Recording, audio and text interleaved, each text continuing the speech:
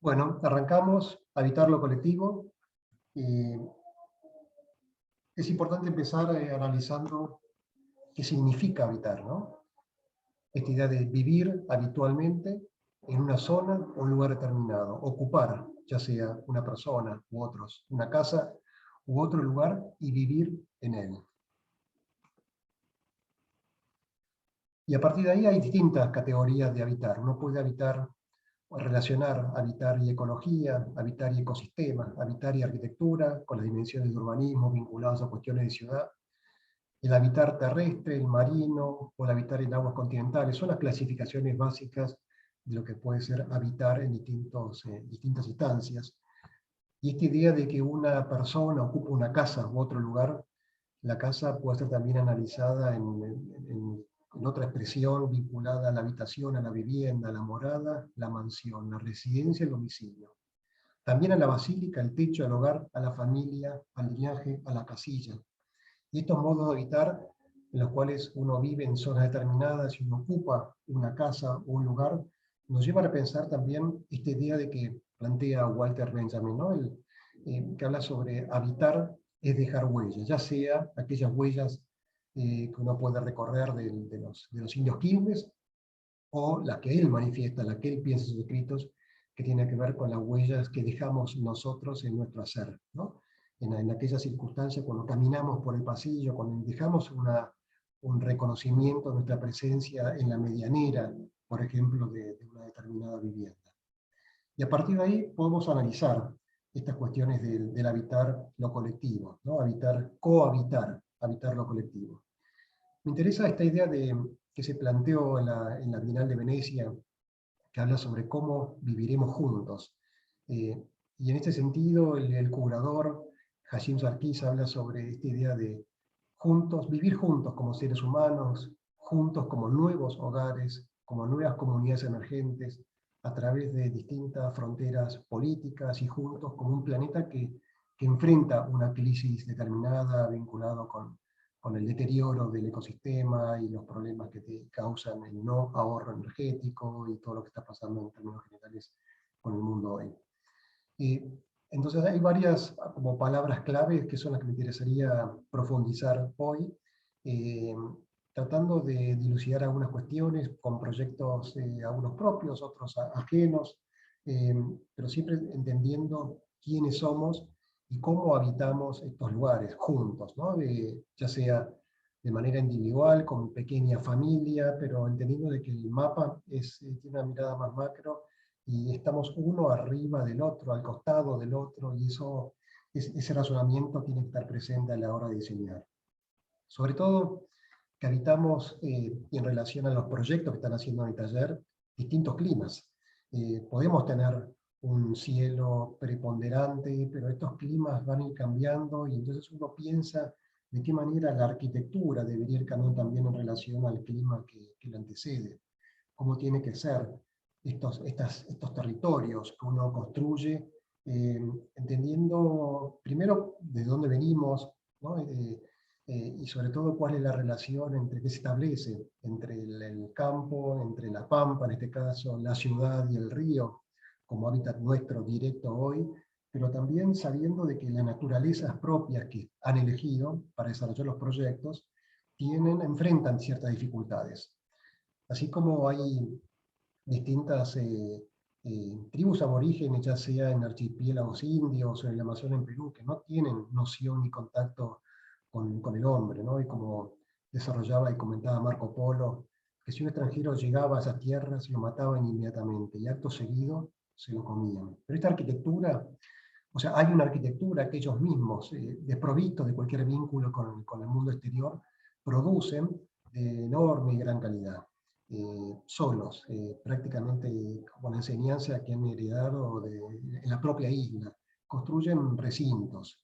Y estos recintos, en muchos casos, tienen muchísimo más valor que otras situaciones que empiezan a pasar en ciudades muy potentes hoy, sobre todo en Asia, totalmente sobredimensionadas, que genera una repetición, una serie de elementos cuestionables en muchos casos. Y esta escala se contradice también con otro tipo de escala o manifestación de lo colectivo, lo individual, que tiene que ver con cómo vivir o cómo generar nuevas instancias de vida en las ciudades, en los territorios, en los paisajes, entendiendo que hay muchas, infinitas condiciones, hasta unas muy atípicas, como aquellos que deciden ir migrando y viviendo juntos, colectivamente, tratando de captar aquellas situaciones del clima, los solsticios y los eclipses en general a lo largo de todo el planeta. Y esto nos genera nuevamente múltiples preguntas, sobre todo enfatizando esta idea de cómo vivimos juntos, ¿no? Esta idea, este concepto que se llama Ubuntu, que manifiesta Mariano, no. la cultura Zulú, habla sobre... Es donde creo que por ahí. Después, la realidad de más. silencien ahí los micrófonos a uno. Entonces, hablaba de que es el concepto vinculado a lo que, por ejemplo, transmitía D'Artagnan, ¿no? Todos para uno, uno para todos.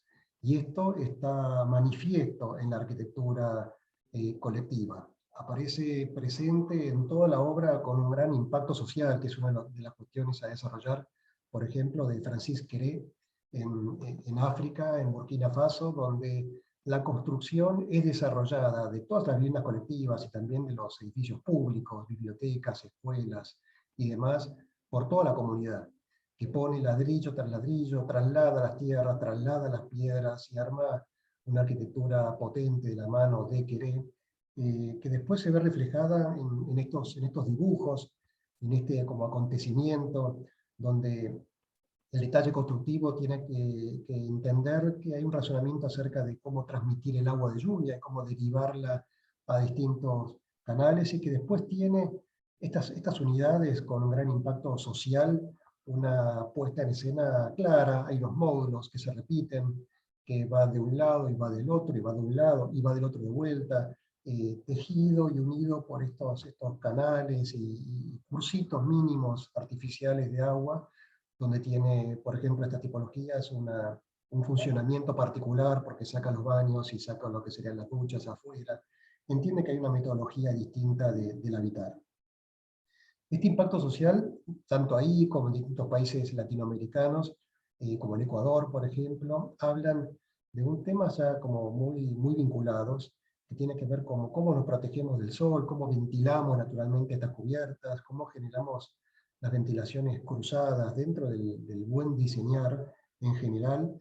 Y también este impacto social tiene que ver con que esto tiene que estar resuelto, pero algunos arquitectos entienden de aquella dimensión sobre lo extra, sobre lo agregado, sobre cómo ocupar un espacio vacío, entendiendo que el tiempo, la dimensión del tiempo les va a dar una necesidad extra. Necesito más metros cuadrados. Y hay varias oficinas que están pensando en cómo la arquitectura puede ocupar esos vacíos y estar pensado de antemano. Hay que entender de que estamos en un momento particular del cambio climático debido al calentamiento global de la Tierra, a los niveles del mar, al crecimiento del agua, al smog generalizado en las distintas ciudades, lleva a pensar cuál es la arquitectura que al mismo tiempo necesitamos desarrollar para poder vivir juntos, incluso en estos momentos más extremos, como pueden ser los campos de refugiados, en distintos momentos y lugares, y hay arquitectos donde, por ejemplo, Shigeru Ban, arquitecto japonés, se destaca en esta construcción de módulos muy fáciles de construir y de construir utilizando materiales reciclados, el bambú y demás. Y esto lleva a pensar en este momento, en esta idea de desastres naturales, que hay una arquitectura que se puede generar y necesita ser considerada analizando múltiples cuestiones. Entonces, uno de los temas, y voy recorriendo como varios conceptos a la vez, tiene que ver con el entendimiento del material. ¿Cuál es el material que tenemos? Y hay algunos que trabajan con esta idea del monomaterial, ¿no? La casa es de teja, la casa es de chapa, la casa es de vidrio, la casa es completamente de ladrillo, y hay todo, es el mismo material, ya sea las paredes, las cubiertas, los pisos, los techos. Este monomaterial, que incluso puede ser como construido por la comunidad, también en regiones latinoamericanas, va de la mano de un sistema constructivo importante y un entendimiento de cómo son estos premoldeados que necesitamos generar. O sea, la noción del material que puede ser como cajón de madera, pero en realidad el material también es el premoldeado que termina de configurar las fachadas. Y ustedes analizaron estas axonometrías donde vieron cómo cada una de las son las composiciones de estos objetos, estos módulos, cuáles son todos los fragmentos y los elementos que configuran el ensamble particular de los distintos cuerpos, armando una totalidad.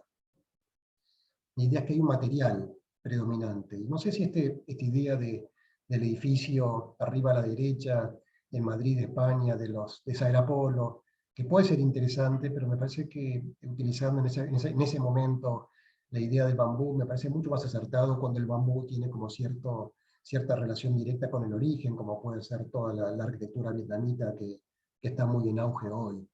Entonces hay una relación material también con los lugares en donde son desarrollados y aplicados. El material como material y el material también entendido como el espacio, como el elemento, ya sea la galería, ya sea el cerramiento de papel que envuelve los recintos, ya sea el piso, ¿no? El tatami, por ejemplo, son materiales con los cuales la combinación entre las galerías, los cerramientos, las paredes, nos arman una paleta diversa material que habla de espacio al mismo tiempo, de detalle tecnológico, constructivo, habla de encuentros entre esta columna, entre la viga y lo que acontece por encima, ¿no? El lugar de expansión. Y esta idea de materiales también en arquitecturas más ocultas, más silenciosas, incluso en Argentina, donde el material de este ladrillo es interesante, pero me parece más interesante reconocer la articulación de la pieza, y cómo esta joven oficina argentina trabaja moldeando y poniendo un ladrillo de una forma determinada para construir una serie de elementos. El material después es entendido por lo menos como lo entiende Eduardo Soto de Moura, el arquitecto portugués, eh, para clarificar la idea del límite, ¿no? Sobre qué pasa adentro, qué pasa afuera, y el edificio, la pared, el cerramiento, aquella ventana, aquella puerta de acceso, va a ser un tema a diseñar también, incluso, como una cuestión estética.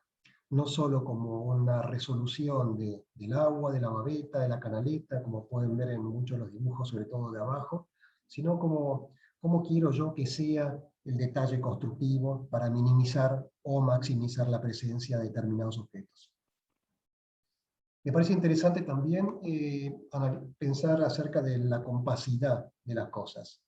Hay distintas viviendas, conjuntos de viviendas dentro de este cohabitar no colectivo que hablan sobre un momento compacto, en el cual pueden pasar múltiples cosas. Hay estrategias que reconocen a la forma como un elemento sintetizador de las distintas cuestiones, las distintas tipologías y unidades que van ensambladas una en relación a la otra, configurando espacios, patios chiquitos, medianos, grandes, corredores, circulaciones, áreas de expansión, ya sea por esta contundencia de lo que sería la forma, pero también incluyendo distintas cuestiones naturales, ¿no? El edificio compacto, por lo menos fácilmente reconocible, que permite otro tipo de libertad entendiendo y manejando las variables.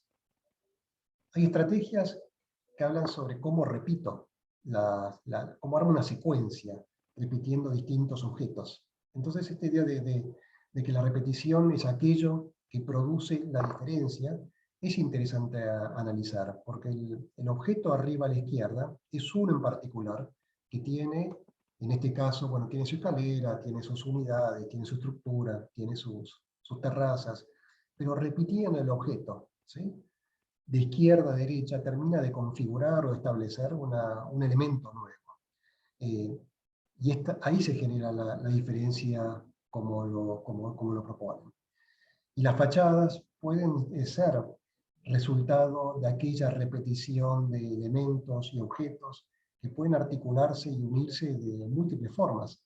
estableciendo relaciones entre llenos, entre vacíos, a través de distintas formas y estrategias compositivas, incluso, entendiendo que hay tipologías que merecen ser desarrolladas en corte, que tienen una doble altura, que tienen otro tipo de espacialidad.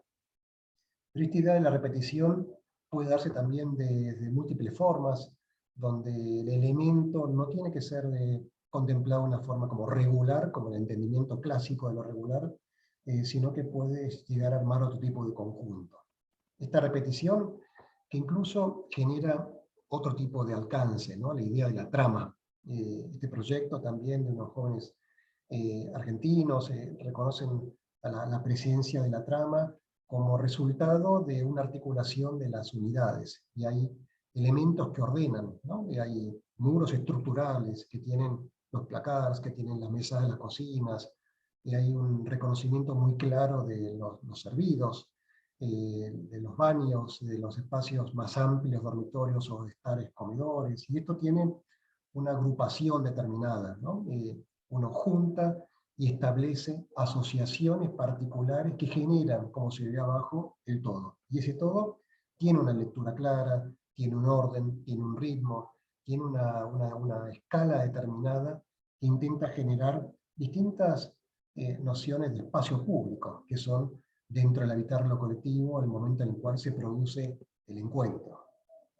Sin embargo, lo que vimos recién fue desarrollado antes. Este edificio de Mateus, que a mí me interesa mucho, en realidad tiene 4 años previos de concreción, y es entendido también como esta pieza configurada por unidades que generan un tipo de trama determinada, donde hay un valor particular que tiene que ver con cómo estos edificios en muchos casos se relacionan con un vecino, ¿no? Una preexistencia determinada, y cómo también pueden no generar solamente el vínculo entre uno y otro, sino que establecen otra noción, por ejemplo, poder caminar sobre ellos si fuera necesario. Estas tramas de estos edificios, de estos caseríos, como se llama este edificio Bosque-Pueblo, que habla sobre cómo agrupar, incluso con otras geometrías, generando estas tramas, generando esos espacios intersticiales entre donde se produce la expansión, el encuentro, la circulación vertical, y esto tiene que ver no solo con generar la trama en sí, pero sino con una lectura previa de cuál es el objeto, de cómo yo descompongo el objeto y lo entiendo en toda su dimensión, no solamente tecnológica, sino también funcional. Estas tramas que hablan sobre sistemas circulatorios, en este sentido verticales, dentro de un gran territorio, ¿no? Dentro de una gran superficie, sobre la cual se posicionan de una manera abstracta, geométrica, contundente, distintas estrategias de asociación, de cómo voy armando los espacios entre, ya sea en planta como en corte. Y esto configura, determina una determinada arquitectura y espacialidad que puede tener un mayor o menor alcance, ¿no? Dependiendo un poco de la escala también del ejercicio. Esta idea de las tramas tienen concreciones.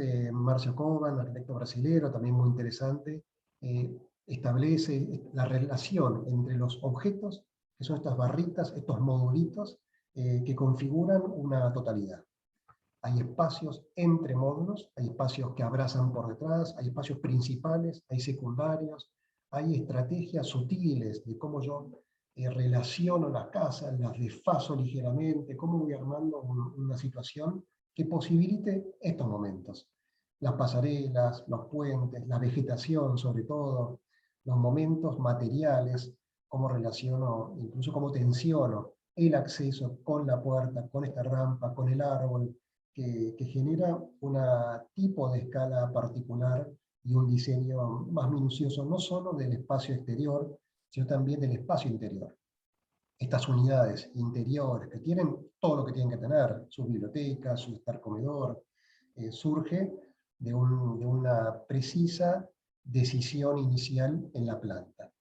¿Dónde pongo la escalera? ¿Cuál es el filtro? ¿Cómo resuelvo los baños, las circulaciones, los espacios exteriores? Todo esto lleva a entender de que manejando sabiamente, con mucha precisión, la unidad, Después pueden generar cualquier tipo de artificio en estas tramas muy grandes que están configuradas, en muchos casos, en la mayoría de las veces, con esta idea de entender el módulo. ¿Cuál es el elemento con el cual yo puedo generar toda esta como colonización del territorio? Entonces, estos módulos uno los va posicionando en el suelo, en la determinada tierra que uno decide de alguna manera establecer, ya sea con una materialidad contundente, como plantea Soto de Moura en Portugal, el hormigón como material predominante, donde estas viviendas tienen una determinada intención seriada, ya sea en planta u otros edificios, en corte, pero lo que más me interesa es estos objetos, estos módulos pueden establecer desde acá conceptualmente, ¿no? Cómo pongo estos cuadraditos y cómo termino de configurar como a la izquierda la gran imagen. Pero esto después se transforma en una obra de arquitectura y tiene como ciertas deformaciones. Y hay una geometría, hay espacios intersticiales que son los lugares de encuentro o los lugares de expansión. Estos módulos también pueden ser tratados en corte y generando una nueva relación entre lo que pasa arriba y lo que pasa abajo a través de una secuencia.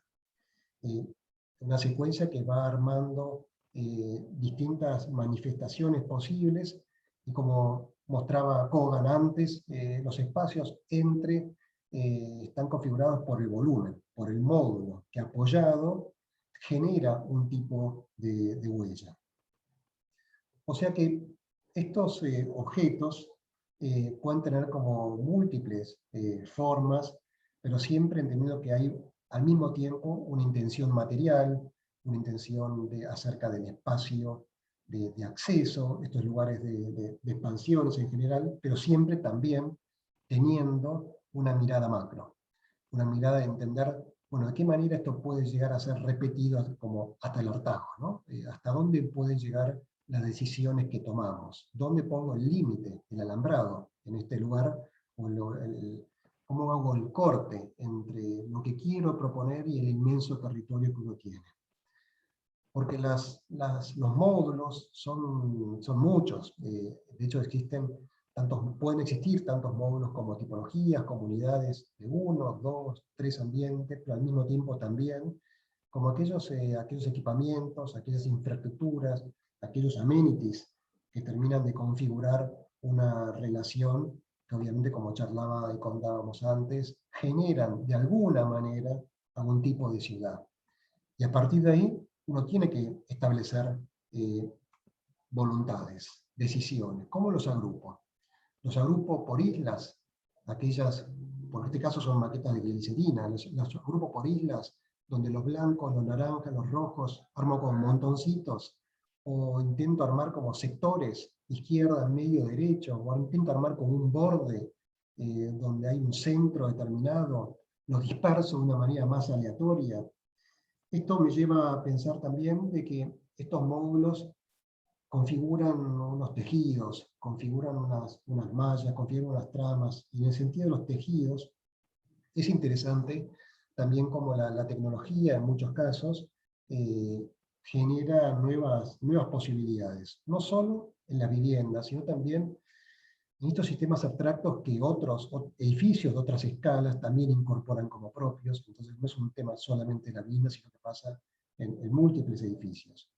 Y estos tejidos, cuando tienen grados de libertad, cuando están en medio de los paisajes, como vimos antes,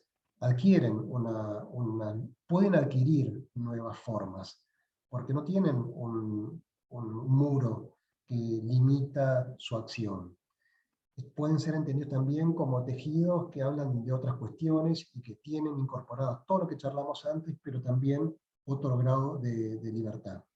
Y de vuelta, ya sea para las viviendas o ya sea para aquellos centros culturales, por ejemplo, de Mansillate Unión, que es muy interesante, donde habla también de relaciones culturales entre el uso, el programa de este edificio, el paisaje, y generar la idea de pueblo, ¿no? de que lo colectivo está presente incluso como una manifestación del habitar, aunque sea un edificio de otro contexto.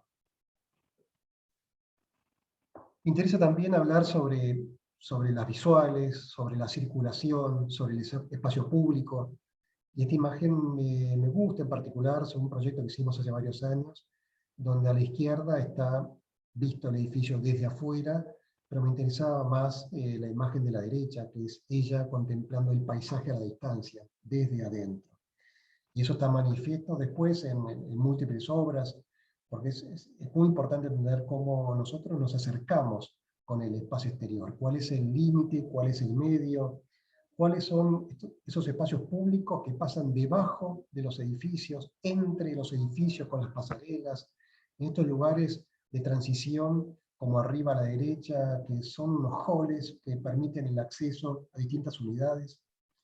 Estos espacios públicos, por ejemplo, como el de Jean Nouvel, en un edificio de viviendas en Francia, donde la unidad es interesante, pero a mí me llama más la atención la dimensión de los corredores. Podría ser un pasillo 1,5 metros, donde giran las sillas de ruedas y demás, pero son grandes espacios, son espacios públicos, circulatorios enormes. Y uno puede andar en bicicleta, uno puede correr, uno puede jugar a la pelota, tiene un banco, tiene una escala determinada, y si se fijan, abajo a la izquierda, en el corte, el espacio exterior, ya sea el privado a la izquierda como el público a la derecha, tiene casi la misma dimensión que el espacio cubierto. O sea, esta idea de que hay un espacio cubierto abrazado por situaciones exteriores, públicas y privadas. Es importante, pero sobre todo que este edificio fue concebido básicamente entendiendo de que hay un auto que alojar. Este edificio está flotando por encima de una trama muy ordenada de cocheras, de módulos de 250x5 que recorren toda la planta baja. Entonces, los edificios, los anteriores, no tenían incorporada la presencia del auto, y acá empieza a ser manifiesta de una forma muy potente. Estos espacios públicos que incluso en altura son desarrollados como lugar de encuentro, como lugares mirador, como lugares en los cuales uno puede interactuar de múltiples formas sin necesidad de tener algo establecido. No es un gimnasio, no es un salón múltiples, es un espacio exterior necesario en muchos casos. Y en algunas situaciones necesitan cierto control, necesitan generar como este límite por temas de seguridad o con la necesidad de generar algún tipo de imagen distinta, incorporando la naturaleza que puede llegar a transformar la relación entre interior y exterior con el tiempo. O sea que el límite genera también un tipo de cerramiento. Y estos cerramientos son múltiples. Es importante considerar que hay un espacio entre, que no es el vidrio que me comunica con el exterior, sino que tampoco es un balcón.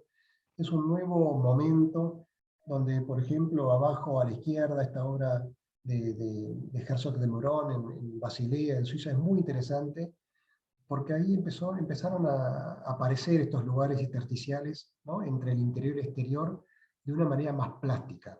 Lo que por lo menos transmite Herzog en esta obra es una situación más artesanal, industrializada, sí, por la repetición, pero más artesanal en cómo el edificio plásticamente propone una cuestión más sensible, de alguna manera.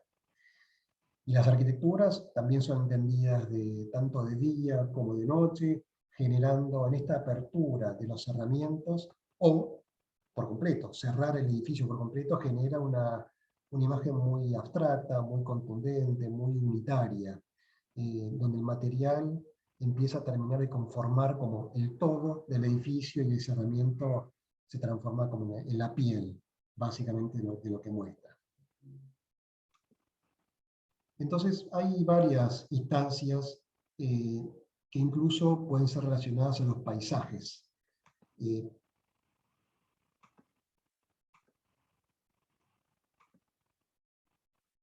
Esta idea de entender el paisaje de la ciudad. Me interesa esta obra de Sanaa, que es la Casa Moriyama, donde el vivir colectivo, el co-vivir, se ve manifiesto en el fragmento. En ese sentido, la casa está partida en múltiples objetos, y cada uno tiene una función distinta, ya sea que es un dormitorio, que es un estar-comedor, que es una sala de encuentro, un baño, una cocina. Y es tan importante son tan importantes estos lugares, los lugares cubiertos que conforman la totalidad de la obra, ahí se ve la planta con mayor profundidad, como el espacio intersticial. El momento entre, donde se produce el encuentro, donde aparece el árbol, donde aparece la vegetación, donde aparecen las instancias invisibles dentro de las obras, que son estas escalas de lugares, donde uno decide manifestar la posibilidad de vivir de otra forma. No todo pasa en el interior, y el exterior, en este sentido, adquiere una gran importancia.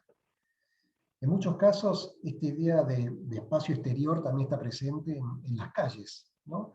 Porque es tan importante en la calle de cómo articula este conjunto de viviendas como los lugares, pequeños lugares de expansión de cada uno de los objetos. Entonces van a ver que la calle, el auto, es lo que termina de coser la identidad de este conjunto, como también es, de manera muy silenciosa, este pequeño sendero.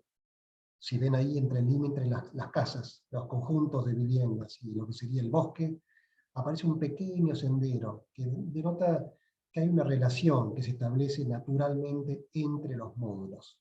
Entonces, ¿cómo uno va a pasar y cómo uno va a vincular cada uno de los módulos entre sí? Porque esto, obviamente, después cuando uno pone todas las piezas, conforma una ciudad, aunque sea un edificio en trama o un edificio en paisaje. Y estos espacios exteriores, estos lugares de encuentro, estas situaciones, hablan sobre pequeños territorios, ¿no? Son lugares exteriores que son articulados con el concepto del paisajismo, ¿no? del landscape en general, donde uno decide hasta dónde poner la casa, dónde pongo yo el edificio para que, como hace Sisa en este proyecto en Italia, la separación entre una vivienda y la otra sea la ideal. El camino que pasa por debajo me articule y me conduzca fácilmente a las puertas de acceso. Y eso nosotros lo hemos desarrollado en mi oficina, en el estudio, entendiendo que hay edificios que arman ciudad, de que necesitan estar tanto de un lado como del otro, y si pasa esa situación, que estoy a la izquierda o a la derecha, termino también de conformar un proyecto. Termino de conformar una identidad que tiene su tipología, sus unidades, pero más allá de que esté acá o allá, hace falta una comprensión más como del macro.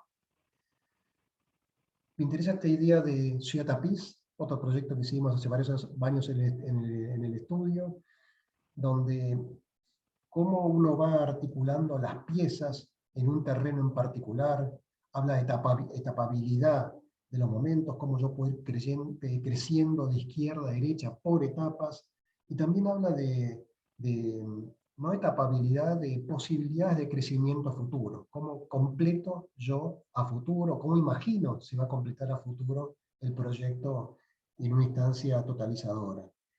Para lo cual, entender cuáles son los espacios absorbentes, cuál es el verde, cuáles son los lugares en los cuales yo uno los dos y veo los llenos y los vacíos, es importante a la hora de comprender que este tapiz, ¿no? Esta alfombra de viviendas, habla sobre cómo entre todos se ponen de acuerdo y cohabitan el espacio, que después tiene una arquitectura determinada, tiene una materialidad específica, y tiene los lugares que, como mostraba en los ejemplos anteriores, está presente. Pero también tiene, obviamente, el diseño particular de la pieza. ¿Cuántas personas van a existir, van a vivir en cada uno de estos módulos?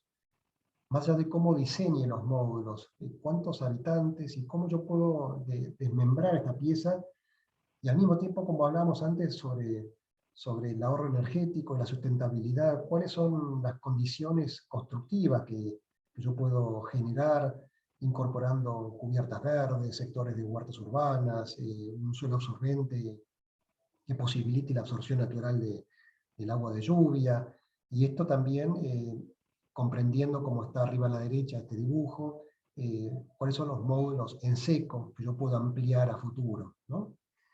Entonces, hay distintos climas, hay estrategias, como contaba antes, pero hay distintos climas que reúnen una arquitectura particular para todos ellos.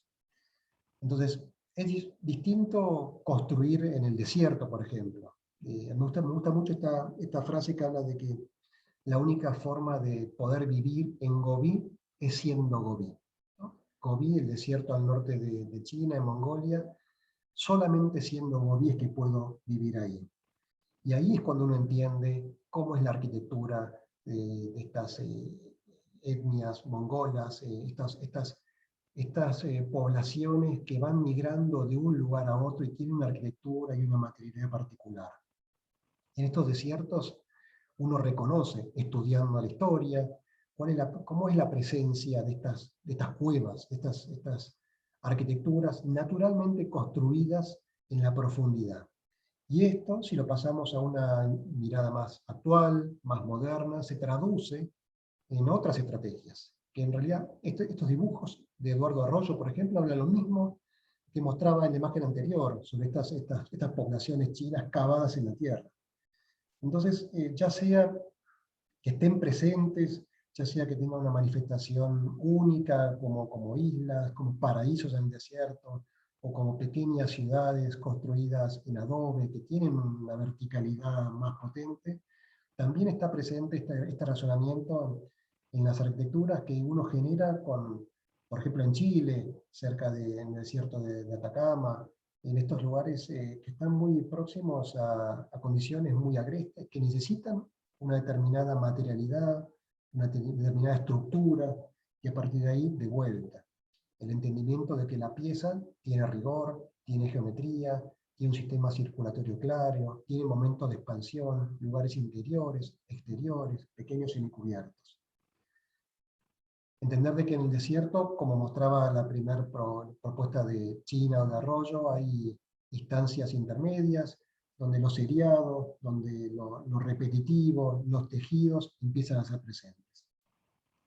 Y esto puede tener alguna diferencia particular en cuanto a cómo uno construye en un paisaje selvático, por ejemplo.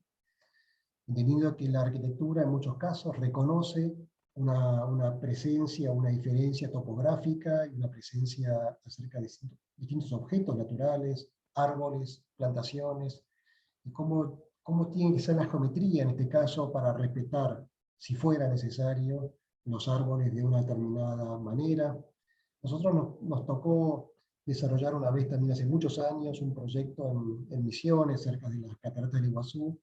Entonces podíamos trabajar solamente en aquellos lugares donde se permitía, donde el árbol iba a florecer entre la arquitectura que proponíamos, pero al ir al revés, los objetos se iban a posicionar en aquellos claros en los cuales éramos permitidos posicionar los objetos que queríamos.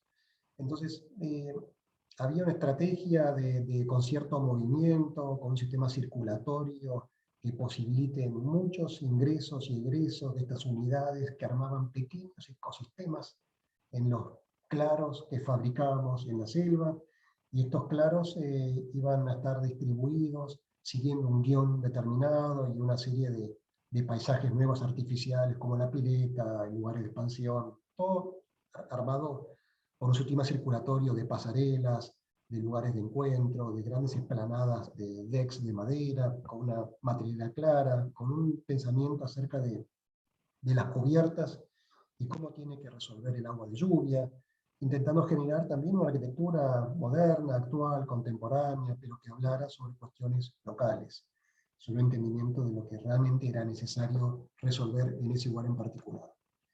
Entonces, ya sea en esta mirada acerca del agua, y entender de que si bien hay fundamentos y reglas claras que transmitía Le Corbusier en sus teorías, la casa sobre pilotes tiene una mayor preponderancia, un mayor sentido, por ejemplo, en el delta, ¿no?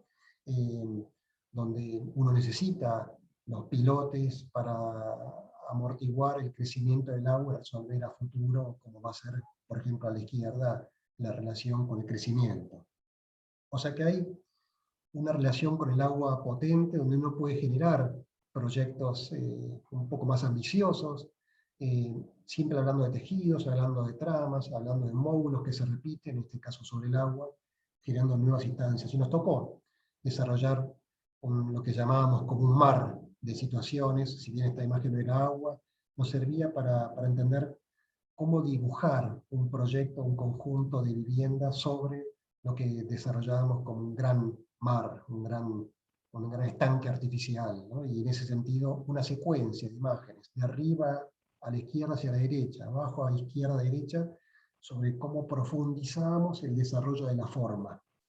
Y esa forma después tenía una serie de layers, y eran conjuntos de viviendas, siguiendo una trama en particular que tenía, como mostré antes, relaciones particulares entre las piezas, lugares, pasarelas y demás.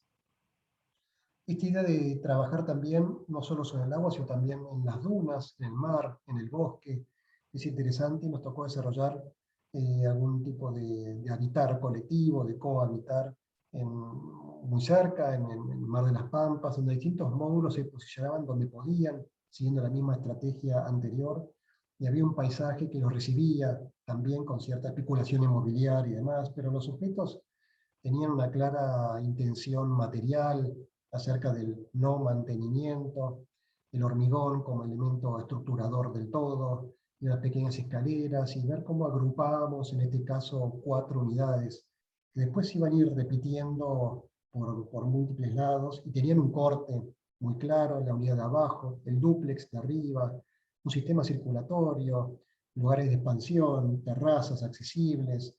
Todo esto iba de la mano de una arquitectura que estaba, como mostré en los ejemplos anteriores, resuelta con mucha precisión en la planta.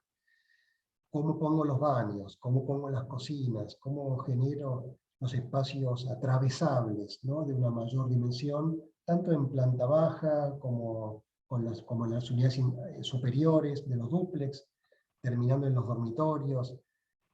Acá hay que ser como muy preciso. Entonces todas las líneas obviamente coinciden, y hay un sistema muy ordenado y muy eficiente que produce un ahorro económico futuro, y obviamente va acompañado de lugares exteriores, y jacuzzis, y pérgolas y demás, y una propuesta interior material acorde a esta situación.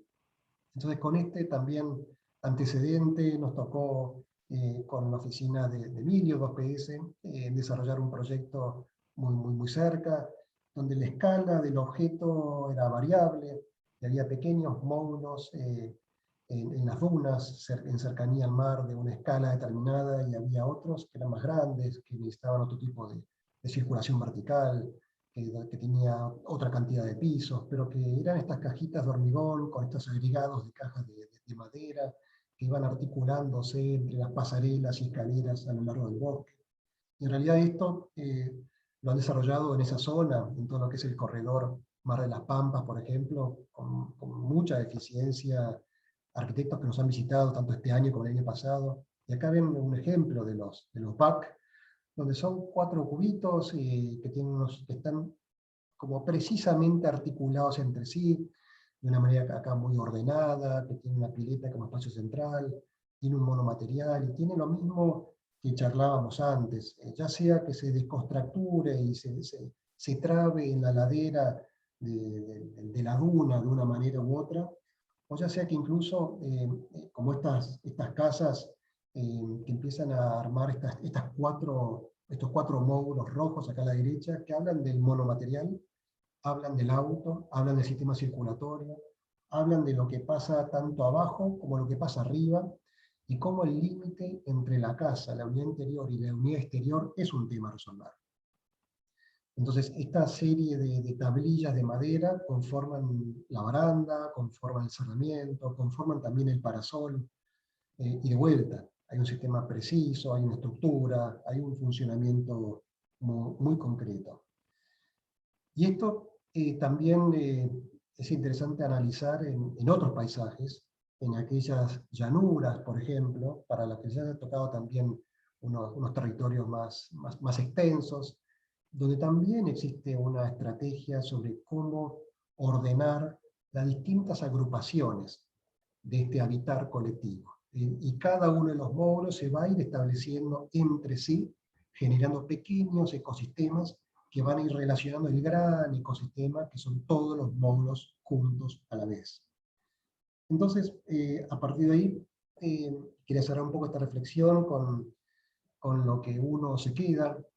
Entonces me interesan estas pequeñas reflexiones naturales que se producen casi sin saberlo, como la imagen a la izquierda, pero con con un entendimiento de que el clima propio de cada lugar tiene que ser tratado, y arriba a la derecha, estos espacios entre que no aparecen en los programas, sino que son las situaciones que acontecen entre cada uno de los módulos, pero tiene un orden, tiene una geometría, tiene un juego, tiene una contundencia en la forma, pero también tiene una libertad para articular los módulos, generando lo que llamábamos antes los tejidos, ¿no? Las asociaciones que se establecen con mayor o precisión dentro de la estrategia del habitar. Entonces vuelvo al origen, a esta idea de que todas estas estrategias y este entendimiento de cómo trabajar y vivir en los paisajes, cómo articular la arquitectura en los paisajes determinados y en climas particulares, debería ayudarnos a repensar, ¿no? Cómo vivimos juntos como personas, en qué hogares, como comunidad emergente, incorporando distintas fronteras políticas, y también entendiendo de vuelta que estamos en un planeta que necesita un cariño especial, ¿no? Necesitamos saber de que cada cosa que desarrollamos tiene que tener no solo una justificación, sino como una idea más clara acerca de todo el contexto general que nos involucra a nosotros como arquitectos y como personas. Bueno, desde ya, muchas gracias.